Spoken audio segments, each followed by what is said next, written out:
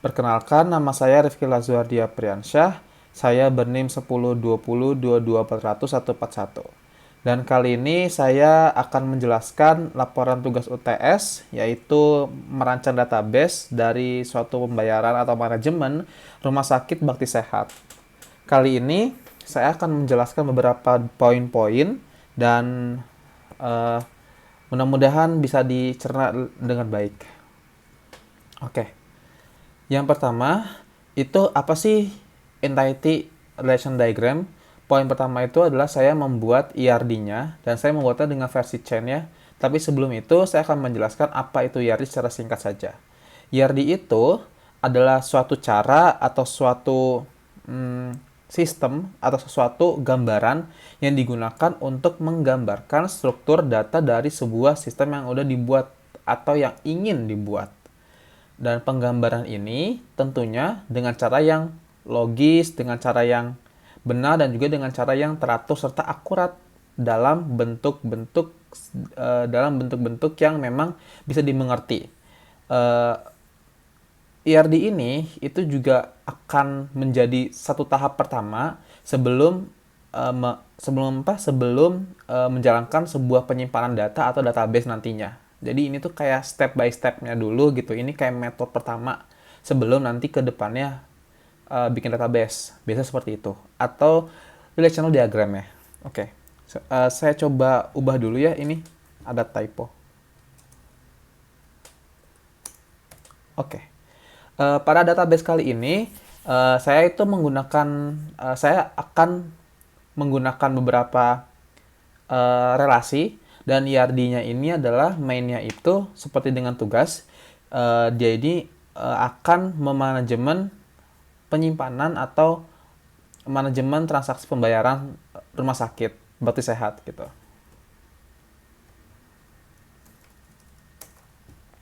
Oke. Yang pertama saya akan menjelaskan dulu apa saja sih entitas dan atribut yang saya gunakan. Yang pertama itu ada entitas table pasien 141, itu nama tabelnya.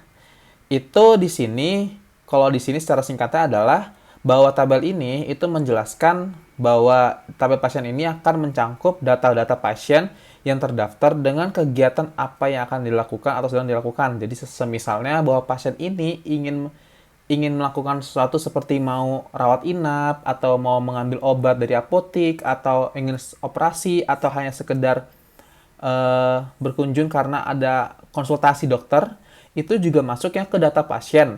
Nah, data pasien ini akan dimasukkan ke dalam data yang akan disimpan oleh tabel pasien 141. Seperti itu. Dan saya memakai 6 atribut dengan primary key-nya adalah ID pasien. Di sini bisa tertulis atau terbaca oleh kita bahwa ada 6, yaitu ada ID pasien, itu primary key, lalu ada nama pasien, alamat, nomor telepon, tanggal lahir. Saya di sini tidak menggunakan umur karena saya cukup cukup bisa bilang kalau lebih membutuhkan alamat seperti itu. Karena di logika saya bahwa nanti kalau ada dokter yang ingin menanyakan sesuatu, maksudnya ada obat yang akan diambil, itu biasanya tidak bisa hari ini, bisa besok. Jadi akan dibawa ke rumahnya gitu sesuai alamatnya, seperti itu, diantar seperti itu. Oke. Lalu kita menuju ke kategori 141. Ini adalah tabel yang ke-141 atau tabel kedua. Itu di sini kategori ini mencakup kategori-kategori seperti fasilitas di rumah sakit, tentunya untuk pasien ya. Dan di sini fasilitas satu ada seperti apotik hingga ruang kamar. Jadi ada apotik, rawat inap, ruang kamar, dan sebagainya. Termasuk ruang operasi juga. Dan konsultasi dokternya apa gitu. Saya memakai 3 atribut aja sih di sini. Itu ada ID kategori sebagai primary key-nya, lalu ada nama kategorinya, nama kategori yang akan mencakup fasilitasnya, lalu ada deskripsinya, apa sih yang akan dilakukan gitu. Deskripsinya itu apa gitu di fasilitas ini. Oke. Yang ketiga itu adalah table unit 141. Di sini table ini akan menunjukkan bagian rumah sakit mana yang menyediakan layanan tertentu seperti apotek, bedah, atau laboratorium. Di sini saya menggunakan 3 unit tiga atribut atau record. Itu ada ID unit, PK primary key, lalu ada nama unit, dan juga lokasi. Lokasinya di mana gitu, di ruang berapa, kamar berapa, seperti itu. Lalu yang keempat itu ada layanan 141. Di sini layanan ini akan mewakili setiap layanan atau item yang bisa dikenakan biaya. Seperti obat, operasi, dan ruang kamar itu biayanya berapa. Di sini saya menggunakan 5 atribut. Yang pertama itu ada ID layanan, primary key, lalu nama layanan, dan harganya juga. Di sini saya menggunakan 2 foreign key. Ada ID kategori, diambil dari tabel kategori, lalu ada unit, diambil dari tabel unit 141. Lalu yang kelima itu adalah transaksi 141. Di sini transaksi ini akan mewakili satu pembayaran yang dilakukan oleh seorang pasien. Bisa pada waktu tertentu juga sih. Jadi sudah di schedule dengan, maksud saya dulu sih, sudah di manage sesuai dengan waktunya supaya nanti rapih gitu loh. Nah, ini ada ID transaksinya, primary key-nya, lalu ada ID pasien sebagai foreign key-nya, lalu ada tanggal transaksi, serta waktu transaksinya, seperti yang saya sebutkan tadi, dan total bayarnya. Seperti itu. Lanjut, kita yang terakhir, ini adalah transaksi detail 141. Ini itu sebagai, sama aja kayak entitas yang akan menghubungkan gitu. Tabel ini tuh akan menghubungkan antara transaksi 141 dan layanan 141. Karena transaksi ini tuh bisa terdiri dari banyak layanan kan, dan transaksi ini bisa muncul nih di satu layanan tapi banyak itu transaksinya karena kan ada banyak pasien juga, jadi banyak transaksinya, ataupun dalam suatu pasien bisa bikin banyak transaksi seperti itu. Dan nanti bisa lebih jelas sih, pokoknya ada tabel transaksi di tes 141 dan ada 5 juga atributnya, yaitu ID detail, PK primary key, lalu ada jumlah, lalu ada subtotal, lalu ada ID transaksi sebagai foreign key-nya dari tabel transaksi, lalu ada ID layanan sebagai foreign key, diambil dari tabel layanan. Oke, jadi totalnya ada 6 tabel. Dan relasi antar entitas. Relasi antar entitas ini itu yang pertama ada pasien 141. Dia ini adalah transaksi 141 di mana one to many, dan satu pasien ini bisa melakukan banyak transaksi pembayaran.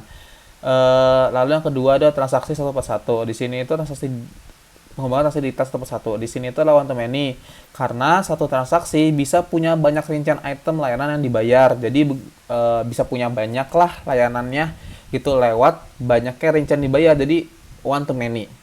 Lalu layanan 141 relasinya adalah transaksi di tas 141. Di sini juga one to many karena satu layanan itu bisa muncul di banyak transaksi. Misalnya kamar kelas 1 digunakan oleh banyak pasien.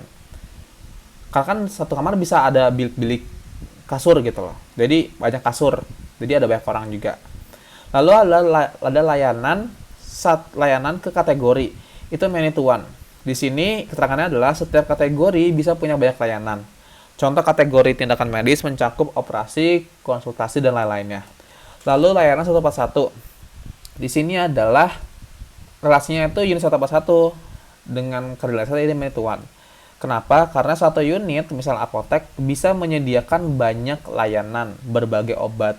Atau bisa dibalik, jadi banyak layanan, itu bisa mencakup satu unit apotek. Misalnya gitu. Oke, lebih jelasnya itu adalah di visualisasi IRD-nya. Itu seperti ini visualisasinya. Di sini itu saya dari pasien dulu, one to many, ke transaksi dengan cara melakukan. Jadi pasien melakukan transaksi. Lalu transaksi ini one to many ke transaksi detail. Jadi dari transaksi itu akan memuat transaksi detailnya. Ada rinciannya. Ini juga tadi awal rinciannya dari sini kan, dari pasien, data pasien. Pasien mau bayar, jadi pasien akan melakukan transaksi, ada tanggalnya, waktunya, total bayarnya. Lalu transaksi ini akan dimasukkan lagi ke detailnya. Berapa sih total? Totalnya gitu loh. Total sementaranya berapa? Dengan jumlahnya juga berapa? Lalu setelah itu, kita akan masuk ke layanan. Nah, layanan ini, dia akan on to many ke transaksi detail. Jadi, si layanan ini akan ngelakuin digunakan dalam transaksi detail. Jadi layanan ini juga akan mencakup banyaknya transaksi detailnya juga. Dan makanya kan one to many. Lalu dari layanan ini itu bisa memiliki kategori. Dari layanan ini punya banyak layanan tapi punya satu kategori. Jadi kategorinya apa, layanannya apa gitu. Lalu layanan ini juga many to one, layanan ini akan disediakan oleh unit. Jadi unit ini juga akan cuma ada satu, tapi layanan itu ada banyak gitu loh. Jadi misalnya tadi seperti yang dicontoh bahwa sebentar, layanan ini adalah detail ya. Ya.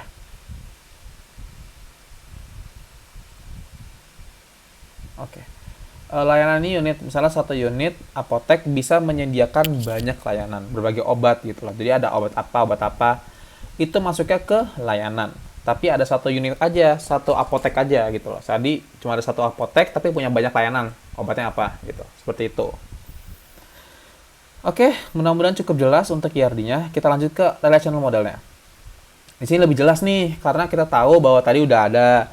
Nah, kita masuk ke tabel pasiennya. Tabel pasien ini itu ada atribut ID pasien, saya menggunakan tipe datanya in, primary key, nama pasien, varchar dengan size 11, alamat juga varchar dengan 221, lalu nomor telepon dengan varchar 51, dan tanggal lahir itu adalah date, tipe datanya. Bisa 0.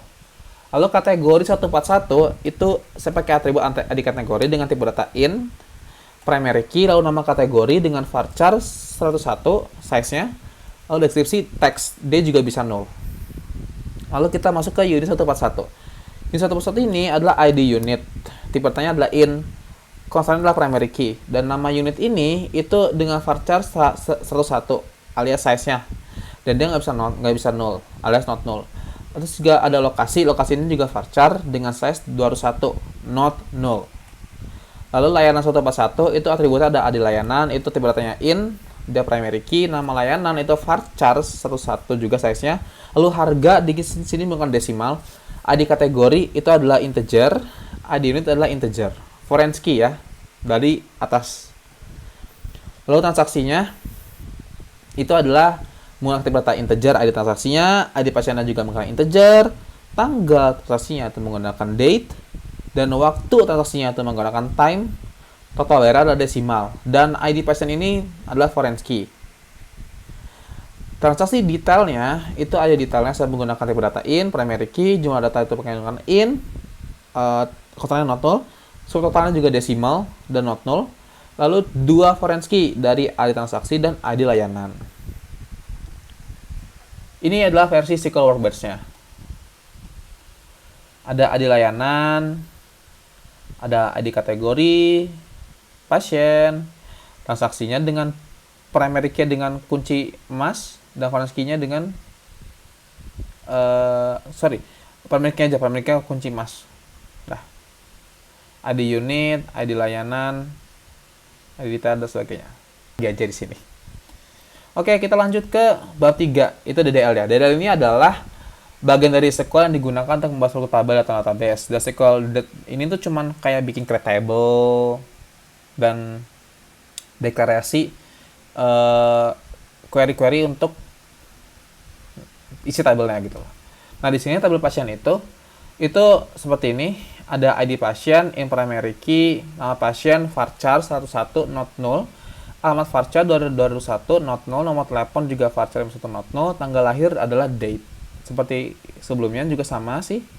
Di sini ada buktinya, saya sudah coba. Di sini juga ada bukti code-nya. Seperti ini. Coba dari sini aja ya, teman-teman. Bapak, ini adalah pasien 141. ID pasien. Nah, terus ada create table di DL ya, masih DDL. Create table dengan sintaks create table kategori 141.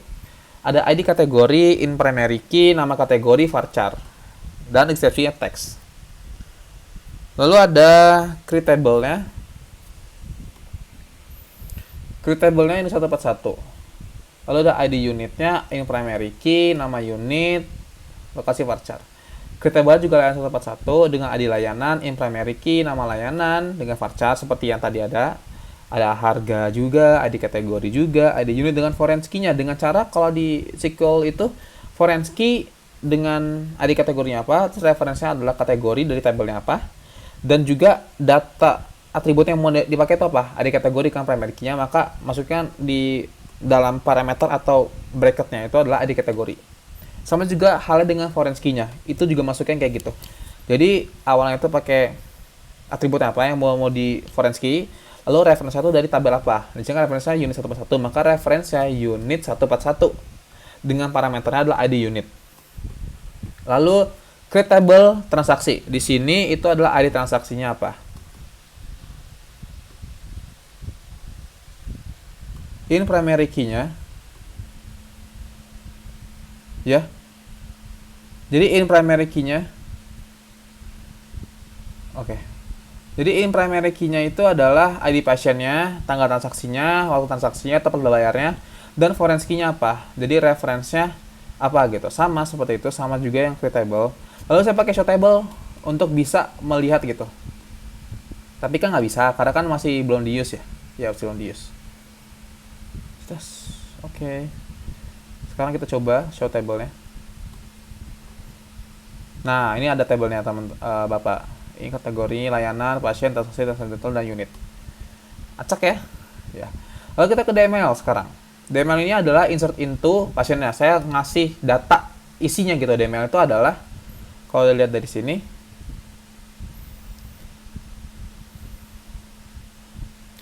adalah manipulasi data dan isinya itu adalah insert, select, update, dan delete. Kali ini saya menggunakan select insert aja sih. Ada insert into pasien 1 per 1. Itu kasih value-nya berapa. Jadi ini 1,1. Halo, tes. Oke. Di sini 1,1 Rifka Zoria Priyansyah. Kenapa Rifka Zoria Priyansyah? Karena kan namanya nama pasiennya Rifka Zoria Priyansyah. Lalu Jalan Pinus 5 Bojong Soang, Bandung, sebagainya. Ini adalah insert into-nya. Lalu ada insert into kategorinya. Ini tuh masuknya ke banyaknya nama penting lah, seperti jenis layanannya apa. Itu di kategori, kategori itu adalah gitu. Maksudnya tuh kayak apa kategorinya, layanan kah, obat-obatan kah, biaya penyewaan kah, pelaksanaan lapangan teknis atau tindakan pembedahan. Lalu ke unit, di sini tuh ada unit apa aja, ada apotek, rawat inap, laboratorium, bedah, dan jantung. Ini tuh saya isi aja gitu loh. Ini drop table tuh syntax query atau SQL, syntax SQL-nya lah.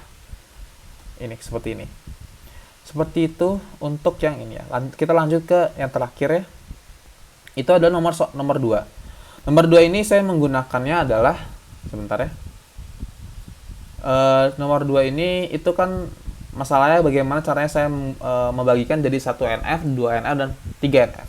Nah, 1 NF ini itu artinya itu adalah semua kolom itu punya satu nilai aja per barisnya. Nah, nggak boleh ada list dalam satu selnya. Kayak misalnya di 1 NF ini itu kayak gini contohnya. Dan harus punya primary key. Jadi itu gampangnya itu adalah tiap selnya itu punya satu input dalam penjelasannya.